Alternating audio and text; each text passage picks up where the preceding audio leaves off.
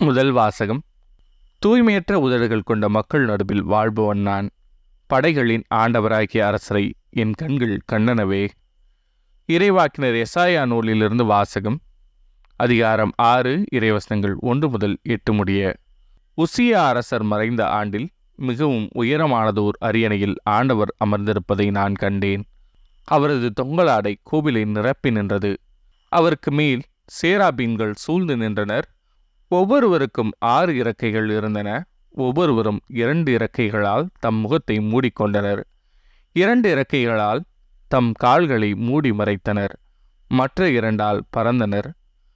அவர்கள் ஒருவர் மற்றவரை பார்த்து, படைகளின் ஆண்டவர் தூயவர், தூயவர், தூயவர், மண்ணுலகம் முழுவதும் அவரது மாட்சியால் நிறைந்துள்ளது என்று உரத்த குரலில் கூறிக்கொண்டிருந்தார். கூறியவரின் குரல் ஒளியால் வாயில் நிலைகளின் அடித்தளங்கள் அசைந்தன. கோவில் முழுவதும் புகையால் நிறைந்தது. அப்பொழுது நான், ஐயோ, நான் அழிந்தேன். ஏனெனில் தூய்மையற்ற உதடுகளை கொண்ட மனிதன் நான். தூய்மையற்ற உதடுகள் கொண்ட மக்கள் நடுவில் வாழ்பவன் நான். படைகளின் ஆண்டவராகிய அரசரை என் கண்கள் கண்டனவே என்றேன். அப்பொழுது சேராபீன்களுள் ஒருவர் பலிபீடத்திலிருந்து நெருப்பு பொறி ஒன்றை குரலால் எடுத்து அதை தம் கையில் வைத்துக்கொண்டு என்னை நோக்கி பறந்து வந்தார்.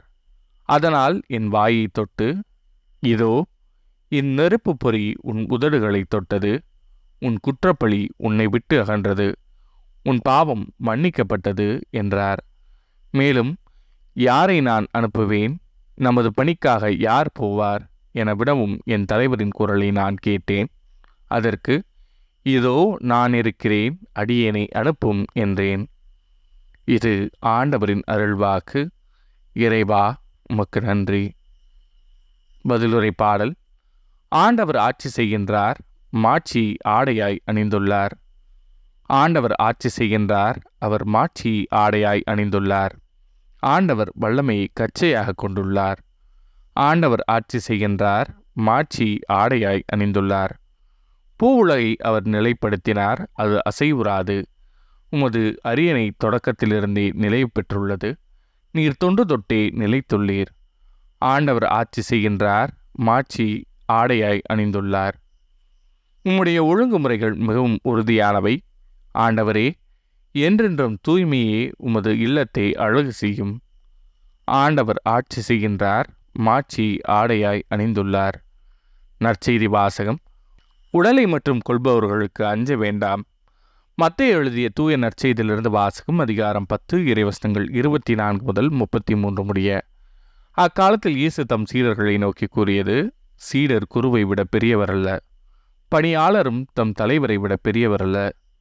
சீடர் தம் குருவை போல் ஆகட்டும், பணியாளர் தம் தலைவரை போல் ஆகட்டும், அதுவே போதும்.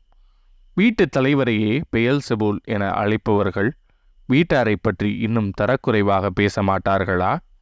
எனவே அவர்களுக்கு அஞ்ச வேண்டாம்.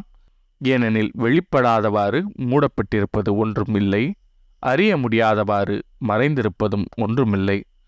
நான் உங்களுக்கு இருளில் சொல்வதை நீங்கள் ஒளியில் கூறுங்கள். காதோடு காதாய் கேட்பதை வீட்டின் மேல்தளத்திலிருந்து அறிவியுங்கள். ஆன்மாவை கொள்ள இயலாமல் உடலை மட்டும் கொள்பவர்களுக்கு அஞ்ச வேண்டாம். ஆன்மாவையும் உடலையும் நரகத்தில் அழிக்க வல்லவருக்கே அஞ்சுங்கள். காசுக்கு 2 சிட்டுக்குருவிகள் விற்பதில்லையா?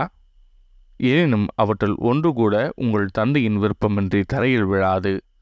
உங்கள் தலைமுடிகள் எல்லாம் எண்ணப்பட்டிருக்கின்றது. சிட்டுக்குருவிகள் பலவற்றை விட நீங்கள் மேலானவர்கள். எனவே அஞ்சாதிருங்கள். மக்கள் முன்னிலையில் என்னை ஏற்றுக்கொள்பவரை விண்ணுலகில் இருக்கும் என் தந்தையின் முன்னிலையில் நானும் ஏற்றுக்கொள்வேன். மக்கள் முன்னிலையில் என்னை மறுதலிப்பவர் எவரையும் விண்ணுலகில் இருக்கின்ற என் தந்தையின் முன்னிலையில் நானும் மறுதலிப்பேன். இது ஆண்டவரின் அருள்வாக்கு.